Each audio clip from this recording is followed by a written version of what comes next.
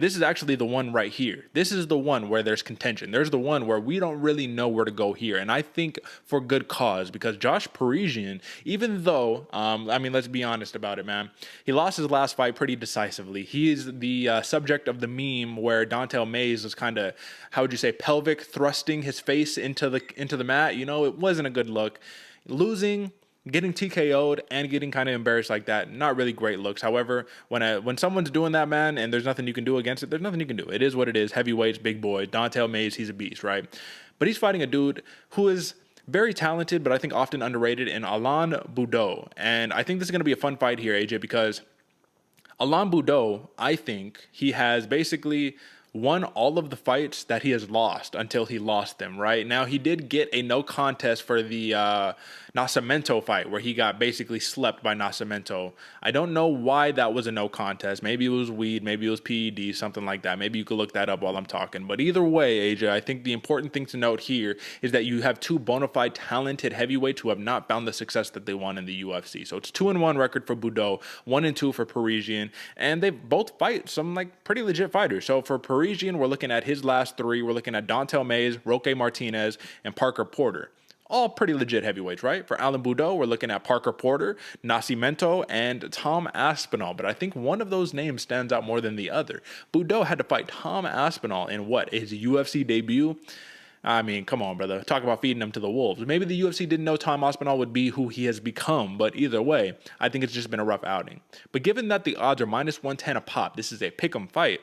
Give me the argument, because you like Parisian here. I like Baudot. Give me the argument for Parisian and what he can do to win this fight.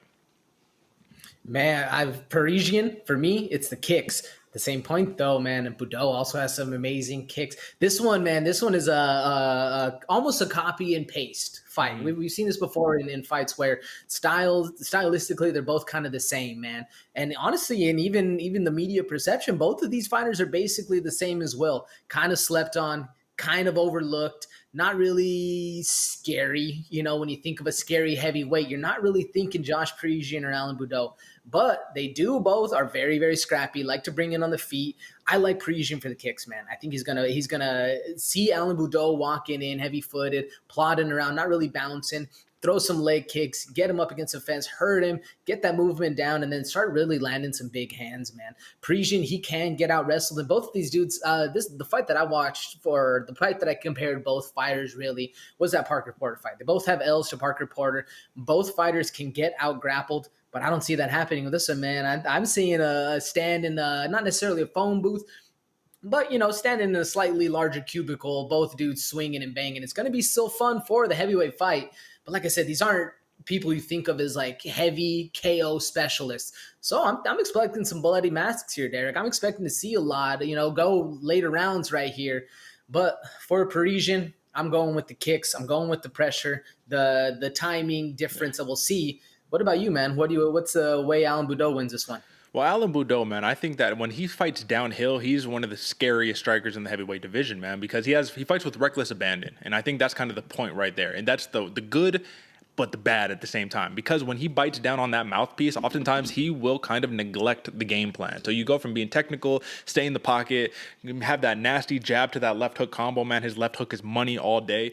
He does that, and then he gets hit a couple times, and then he says, defense, I don't know what that is. All offense, 100%. That's why he's getting knocked out. That's why he's getting dropped. That's why he's getting put in these sticky situations. Now, the loss against Parker Porter, that was a decision loss, and it was a close back-and-forth fight where but Baudot had a lot of success early on, but Porter just kind of took it over. I mean, that's kind of what he does, right? But I really do like how Alain Baudot mixes up his strikes, man. He has a big overhand right. Like I said, that left hook is money all day. And when it comes down to it, his feints and his speed are what make him unique at 265. He was able to keep up with Parker Porter. Parisian, even though the volume was there, it was high level, he wasn't necessarily keeping up with the speed of the Parker Porter, which is what's going to make it, like I said, just a really intriguing bout right here. So I think Alain Baudot, if he just shores up the defense a little bit, stays technical and stays in the pocket just a little bit more, he can get the dub. But if he just says, oh, covering my face, no, I'm just going to swing and bang. Josh Parisian, he has 10 knockouts on his record, man. He can get Baudot out of there really quickly. So the thing that I noted about Josh Parisian, though, man, he's very calm in the face of pressure. He's very calm in the storm. When he's getting stormed on and putting it on him, he has a great chin, very durable, which leads to his knockouts because he's more of a volume guy than just a one-shot, one-hitter quitter guy. But when Baudot puts it on him, because I expect that early on, Baudot walking forward, putting it on him, I think Parisian's going to try to slip, counter, all that good stuff, eat a couple shots, come back with his own. And we could very well see a 3-round decision here, even though they're heavyweights because of the unique style of hybrid heavyweights they are. Either way, I think this is Baudot's time to shine, man. You had your run in the UFC thus far, 3 fights, last fighter in your contract now, because all of these contracts generally 4 fights. Someone has to get knocked out. And that's as simple as I think it goes for this one. This is a heavyweight bout on the main card. Someone needs to go to sleep. There's no ifs, ands, or buts. So, Josh Parisian, durability, war of attrition, volume, Baudot, downhill, big power. I mean, both of them got power. It's heavyweight, man. But let's talk about the ins and outs. How does it get done, AJ? For Josh Parisian, how do you see it getting done? If he wins, is it a knockout or it's a decision? Man, honestly, I was waiting to see the props on it before I really decide. But how I see this one going down, I agree with you.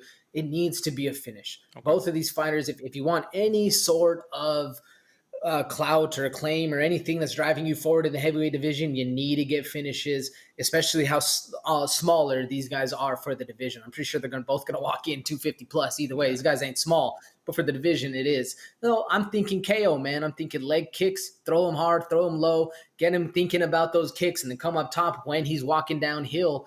It might be a good route for Parisian. What are the odds? So a Parisian TKO is plus 275, and Alan Baudot TKO plus 160. So odds makers like Baudot here, brother. So I mean, Parisian definitely there's a play there. So I think there's 2 plays at hand. It's the TKO or the decision, right? Because I can definitely see this going to a decision, even though Baudot's never gone to a decision. He's I don't think so, at least. 8-3. I don't know. My stats on him are a little odd. But Josh Parisian, 2 decision victories. He's not much of a decision guy himself, but he has the chin and the durability to take it there. So check it out. Alan Baudot, decision prop plus 425. Josh Parisian, decision plot plus 300. So if it goes to decision, odds makers like Parisian. If it goes to a knockout, they like Baudot. I like Baudot. I like the knockout. I think it gets done. The over and under here is 1.5 rounds, and these are 2 heavyweights, man. I'm seeing a 2nd round KO by Alan Baudot, and I'm going to take the 1.5 rounds. Looks like that's over 7 minutes and 30 seconds, so it's a little bit over 2:30. Okay, yeah, I'll take the over on that one, but I'm still going TKO for Alan Baudot. What are you rocking with, brother?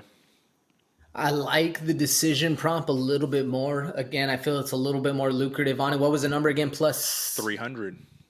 300, whereas the TKO was plus 275. Yeah, just right there. I think I'm going with the TKO. I'm going with the TKO plus 275. A little less profitable, but still a very thing. And I think there needs to be a finish. I think both dudes are going to leave it on the table because they know a finish needs to happen here.